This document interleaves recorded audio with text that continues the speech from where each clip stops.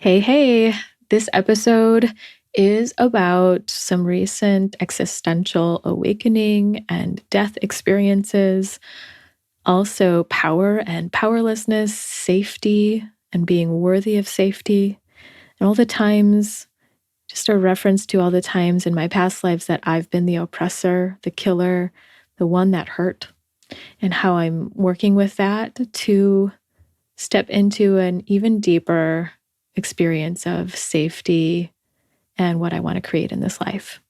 Some questions for you about relationships and your feeling of safety and what you want to create in your life. The Embody podcast accompanies you on your journey of remembering and embodying your true nature, integration and alignment with your vibrational clarity, self-love, and living a life of beauty and wholeness. It's a menu of transformative healing tools, experientials, meditations, and practices from a blend of family constellations, somatic therapies, and holistic and spiritual practices, sprinkled with vulnerable conversations with people who have the courage to be themselves, Alive Now episodes with updates on my personal process, and reverie episodes that are spiritual succulents that honor, reveal, hug, shake, or stir you into love. I'm your host, Candice Wu, integrative and intuitive healing facilitator and artist. Hey everyone, it's been a minute since I've done an episode where I actually talked instead of recited a poem, and where I shared what's happening with me. So here's an Alive Now episode. Well, the last month has been pretty brutal for me emotionally. And luckily, I have created the space in my life that I can devote my energy and time to just taking care of myself and diving deep into what's coming up. I wasn't really hoping to do that. I was actually hoping that the month of my birthday, which is March, that I would just spend it feeling joy, that I would maybe meet my life partner or go outside and do things that were great for me. And I did get to do some of those things, but I had another existential death, so to say, an ego death, parts of me just wanting to dismantle and get destroyed and break down so that I could rebirth. It's the process of regeneration. And luckily, I saw it happening when it was happening. The whole month itself, and maybe even a little bit from February 2021 into March, I started to feel like these really big, important pieces of my healing were happening, bigger than, just like the daily little things that might come up. This was going deep, and it was, yes, coinciding with my desire for finding a life partner, finding someone to spend life with or this next phase of life with. And I still had to heal a lot of stuff. I definitely had to heal some pieces that I didn't even know about of my relationship with men, my relationship with a lover, my feeling of safety in relationship to men. I do want a man. Some of you may know that I've dated women before, but it feels like I want to create a family. My draw is towards a man now. And it always has been more prevalent than my connection with women in that intimate kind of way. So naturally, as I got clearer and clearer on my vision for my next phase of life and what I wanted, all the stuff was percolating, all the stuff. And I knew it. It just was like, come on, is it endless or what? I mean, do you ever feel that way? And yeah, I do accept that it is kind of endless, but the big stuff, I was like, can the big stuff please end? This is so painful. This is so much. This is so much grief. This is so much loss. And what came up in the process was more existential loss, existential grief, like eternal grief. I can't even place where it's coming from. It's like the collective of my entire soul, the accumulation of whatever I've been in contact with, whatever I've experienced, and leading to maybe the essence of things. This, if we get really into the essential, is the feeling of severing, the severing of my being, that I'm not whole,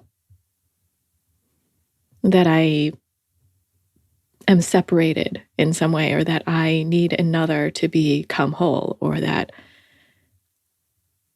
the experience of human form and, the relationships we have, that can trigger this feeling of separation, loss, grief.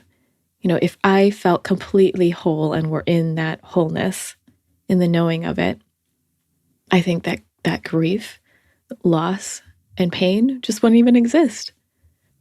So I began to tap into that source energy, that I'm completely whole. What if I were completely whole? What would I feel like? What would I be like? From that very deep, deep, essential, spiritually atomic level. So finally, I got through the big, big cavern, the big cave of that existential death. And that whole month had been leading up to it. And when I was in it, it was like unnameable grief, unnameable loss. And I was like, oh, this is familiar. But it was like a really intense version. And when I felt it hit the bottom, in a sense, it felt like the bottom. I was like, I am dying. This is the existential death. I know this place. Here I go again. And I had felt it in Mexico when COVID first happened, and I had been alone for like 4 months. And I was tapping into some connection with Star Nation, the Star Nations that I'd been part of, the dimensional experiences of, losing connection with the land of the other Star Nations that I'd been from, and the families that I had had there, and feeling like I just kind of plopped myself onto Earth. There was that. There were some other smaller versions of that existential death, or spiritual awakening, or existential crisis, you could say, that lead to awakening, that lead to a rebirth, that lead to like a breakdown of the constructs that were, and into a more expanded self that's more in touch with source. That first one I talked about on the podcast was when I was in Bali, and I felt like I was lost. I was dissembling. I didn't know who I was anymore. That was a biggie. And as I've gone through a couple more, this time I didn't feel lost. I just felt alone. I felt big, big, intense emotions, like they were the ocean. And I could see my way through it. I knew this was the dark night of the soul, the day before, the moments before the sun comes up. And so I was like, oh, okay, you can do this. You got this. And I do feel a large capacity to hold all my feelings. And, we are always challenged to grow in that next step. We are challenged to feel more. We are challenged to expand and stretch our energy systems, our spirits. We are challenged to bring in the new energies, letting the new energies come into our bodies. That consciousness is coming through ourselves, our bodies, that, we need to integrate. And experience that pushes all of the things up that just are ready to go, the things, the baggage, the things that we hold that just don't fit with that consciousness. That's the next step for us. So I definitely feel like I up-leveled and upgraded. I'm coming down from it. It's been like 4, 5, 6 days since the deep, deep section of it. By the time this is published, it will be a little longer. But now I'm in the place of that regeneration. I can feel in my body the stability, a new foundation, a new stability coming. I can feel joy coming back in to a large degree. I can feel more clarity and presence.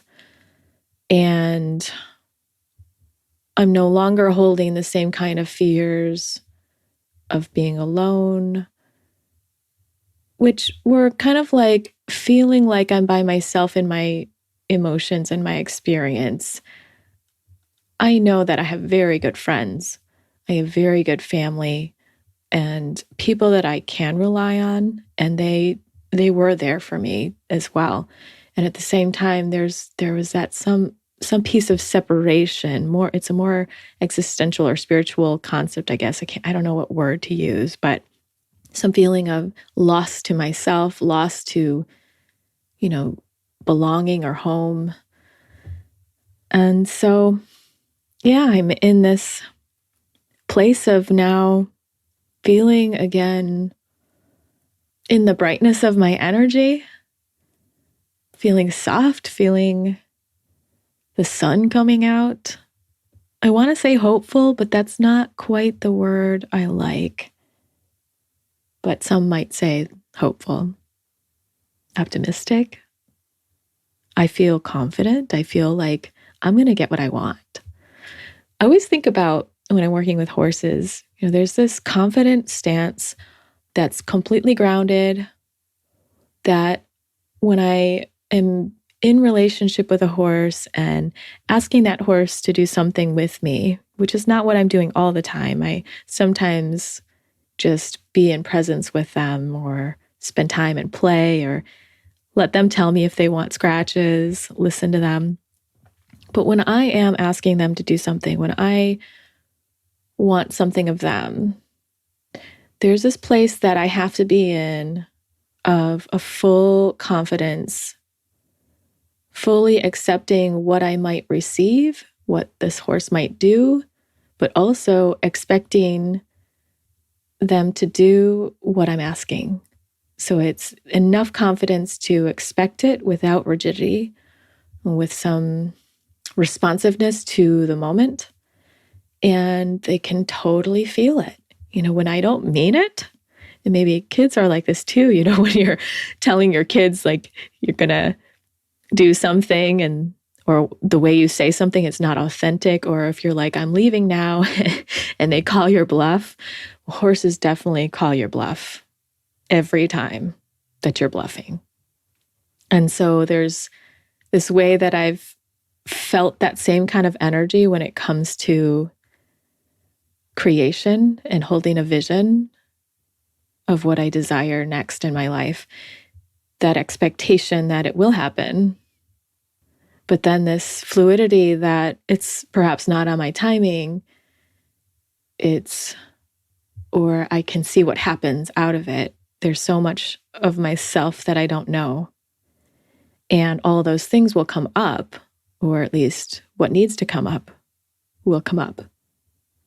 So holding a vision, expecting it to come, but not in a way that's so rigid because you're grasping or attached, but just because you know. Maybe it's the knowing that what you desire is coming for you, is there for you. It's already in motion. It's already coming to meet me. All the forces are at play. And to say no to the things that aren't that. So, yeah. So when I expect or ask of a horse, that feeling, it's an energetic stability, confidence that I exude that says, I'm asking this of you, and I expect you to do it. And then they do whatever they do, and then I respond to that. So if they did it, if it happened as I asked, great, like celebrate, enjoy that moment together, this partnership with co-creation, this partnership with the outer world, if we're going to apply it to life and not just working with horses or being with kids. And if it was a response that wasn't what I asked for, that I ask again. I stay with my vision. I stay with my intention and be stable in that intention. So I want to just touch base on some of the things that came up through the process of this last month and the culmination of my vision for a real, true partnership, a love, co-creating life together with someone, sharing dreams together, having a beautiful love.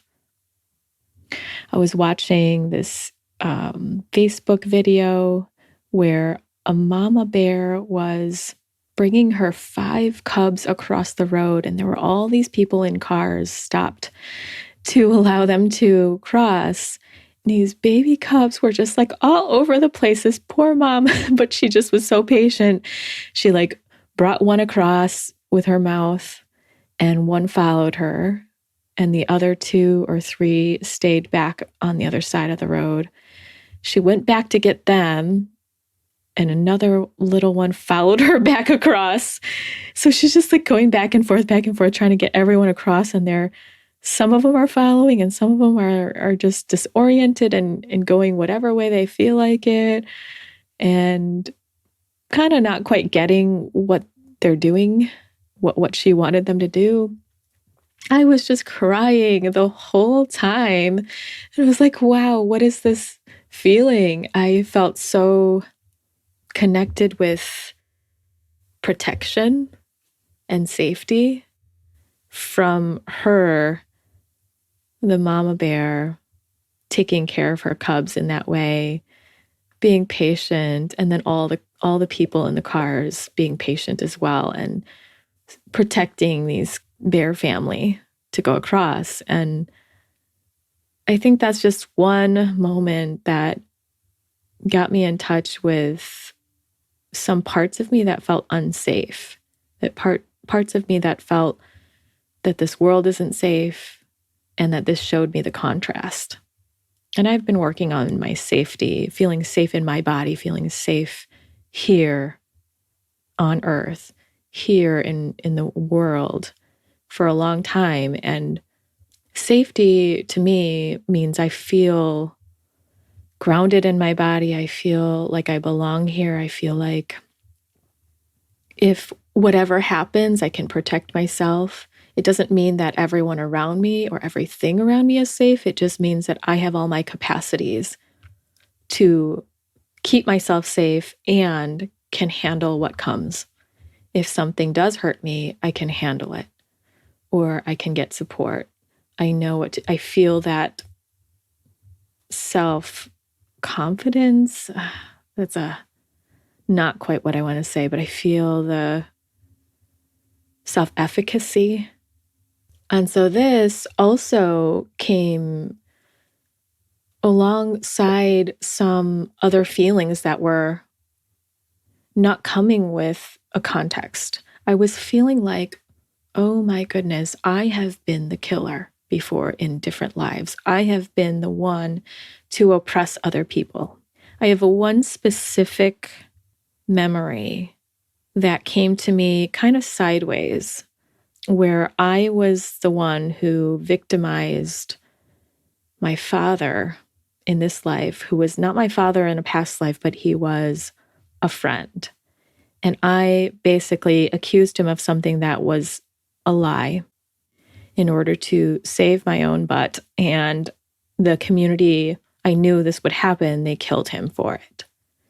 When I realized that life, it put everything into context. I was like, whoa, no wonder your dad in this life said to you one time in college, I wish you were never born. And that was brutal for me. Like, it was hard to come back from that in our relationship.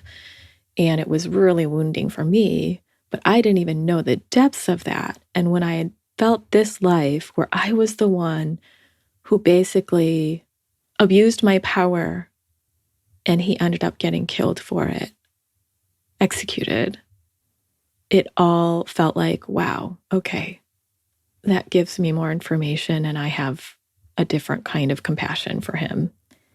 And it made me face these feelings of like me being the oppressor, me being the perpetrator, me being the one who lied, who, I'm just going to broaden it, who has stolen, who has put someone else in danger to protect myself or to take the advantage, to use my power against people. And why? And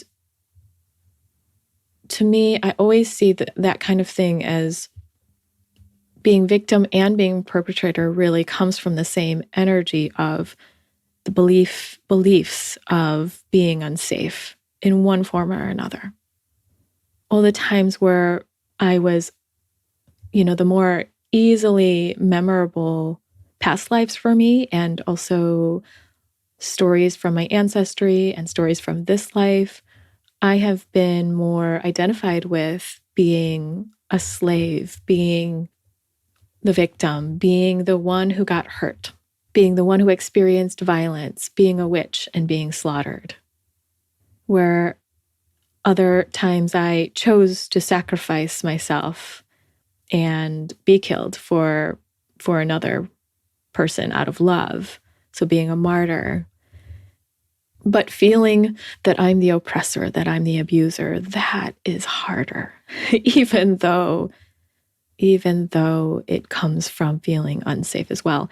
And so I was feeling these feelings of like pain and remorse for all the times I had been that, which I cannot quite name.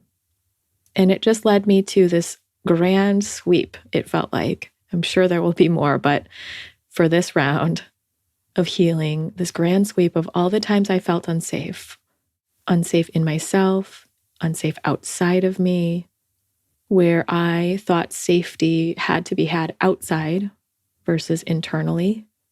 But also having safety outside is important. It starts to manifest, but that realizing that the source of that safety is inside, and that I'm worthy. I'm completely worthy of being safe, being in safety, and that I am safe.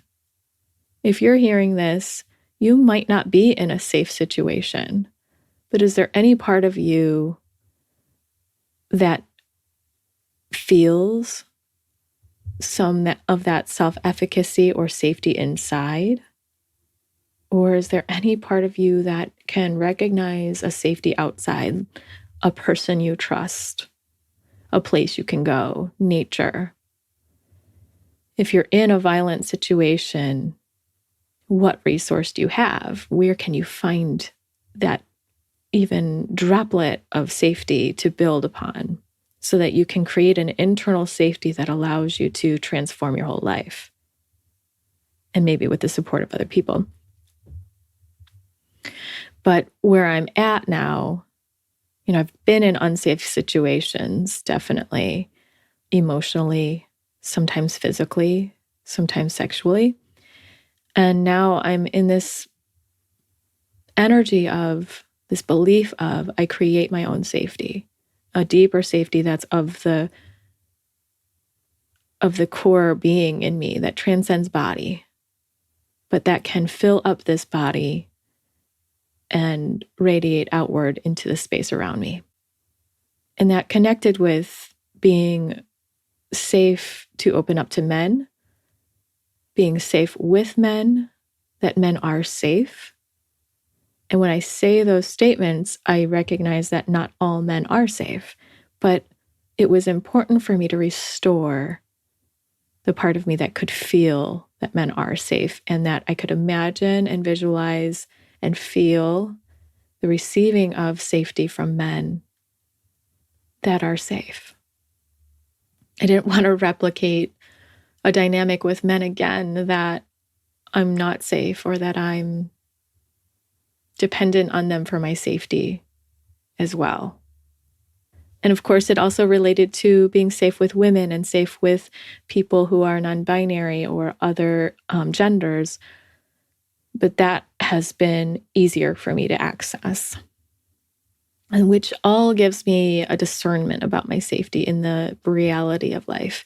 There's a feeling of I am safe, and therefore I'm not in the survival energy, fight and flight energy, or a frozen state where I can't see all the way around me. And maybe more of those places in me will reveal, probably. But at the moment, feeling like I am here, I am safe, that gives me the alertness and discernment of what's truly safe around me and what's not. And I can create something, a dynamic that is beautiful and loving. So I released all these experiences where I've been in violence, I've been unsafe. And I think about the world right now and how many people are feeling unsafe. And maybe you're listening to this and thinking, I don't feel safe with X, Y, and Z kind of person, or this government, or this person in my life, or that person on the news. And there are different degrees of intensity that is felt. For some, it is a life-threatening experience, a possibility of death in this human form, and possibility of death emotionally. There are real threats. And can we alchemize our inner experience? Can we take that if you have some semblance of safety? And if you don't, please, I hope you can get there. But if you have some semblance of safety, even if it's not full, build off of it, grow it, heal the wounds of feeling unsafe, be with what seems present now. Let it reveal to you if there are things that hook up with the past that are just reliving itself over and over and over. Oppression, violence from one race to another, violence from gender to gender. All of this is like replication over and over. And sometimes there's a specific context we can find. Sometimes it's not necessary. Sometimes we just can tap into that energy and heal with the emotions. I did a lot of forgiveness. I forgive myself for judging myself for all the times and dimensions in which I agreed to be the receiver of another's pain, in which I had to experience being a slave, where I had to experience others' violence, where I had to experience lack of safety, where I chose to be killed, where I chose to sacrifice my body or my identity or a piece of myself. And also, I forgive myself for judging myself for all the times and dimensions that I hurt another person, that I inflicted pain, that I inflicted violence, that I felt powerless and needed to power over another, where I felt so much fear and separation that I made another person feel it for me, where I did not feel worthy of safety, where I thought safety could only be found outside of me, and that I could not create it myself.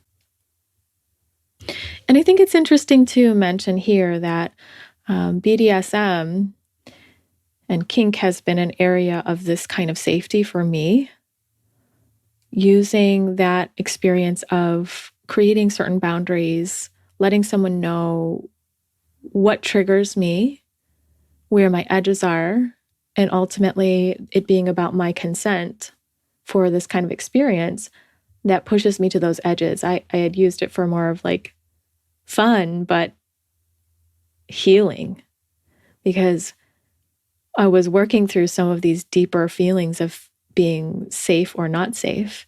and allowing, it only really felt good to me when someone was very attuned to me, attuned to my senses, attuned to what I might be feeling, which is restorative of a kind of attunement that I didn't feel I got early in my life and maybe in other lives, a kind of being seen and responded to, and then challenged, brought to those edges, but that any moment I could say the safe word and it would all stop.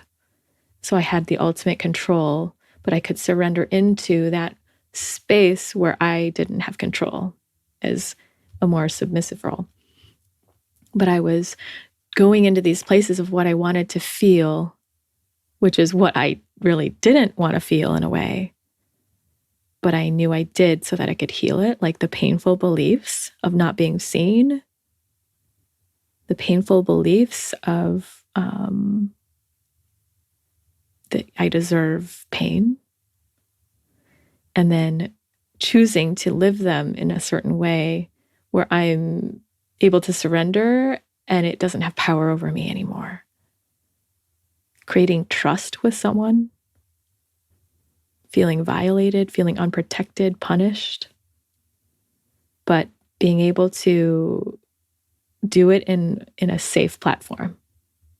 So just wanted to mention that in case that's interesting to you. There are a couple of times on the podcast I talked with guests about BDSM. If you're interested, I'll link that in the show notes. And I'll also link the other existential crisis / awakening experiences I had that I did mention on the podcast. And, just end this episode with this feeling that I'm ready to be cherished and treasured and build something. And safety is not an issue anymore. It's not, it's still in my discernment. It's just not like the primary focus of what I am focusing on. Okay, that's horrible grammar. I'm just saying that I'm really focusing on joy, playfulness, and the attributes that I want in a relationship, and I get to focus on them with ease, fullness, and this kind of presence in my body, readiness. So I'll also end with some questions for you in case you want to look into your life in reflection to this podcast. Were there things that triggered you or provoked you in a certain way? Were there reactions you had? And can those be portals or keyholes to something for you around safety if you so desire to look there? You don't have to, of course. Around power dynamics, around oppression or victimhood. What do you desire in your relationships? What experiences have brought you to notice how safe or unsafe you feel?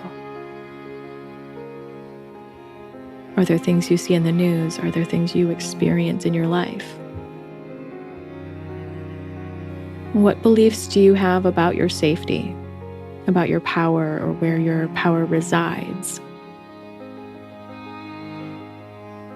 What beliefs do you have about your wounding or victimhood? Is there righteousness?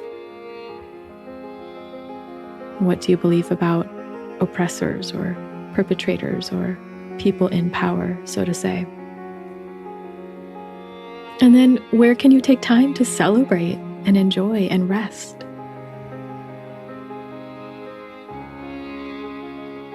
And I had the thought, what if every moment for a day or more could be experienced as celebration, a savoring, reward?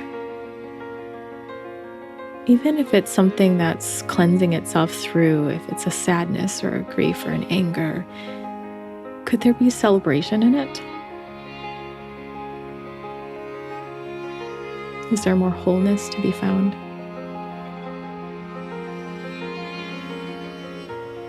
Thanks so much for listening today. I don't have much more for today. This was quite a bit.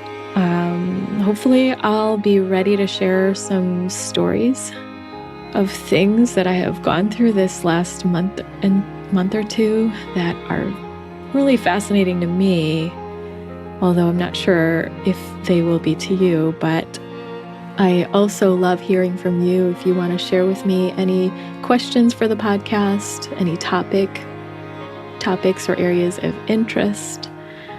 I have a recent podcast listener just wanted to give a shout out to you for your question or your desire for me to talk about aging.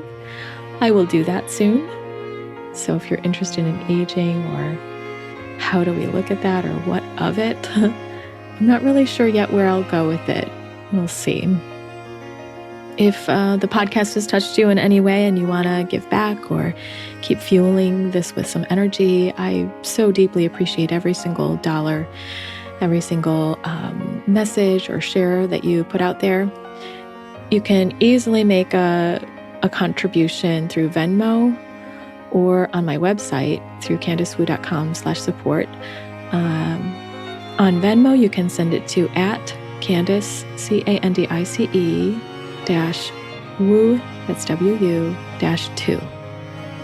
And if you want to send a little note, just mentioning the podcast or whatever, that way I know it's for the podcast, that'd be great. I'm so touched and delighted when I receive those. And thank you so much for the people recently that have sent a contribution. It really touches my heart. So that's all for today. Sending you all lots of love. Imagining light around you as you take the next step in your life, in your day. And see you next time on the Embody Podcast.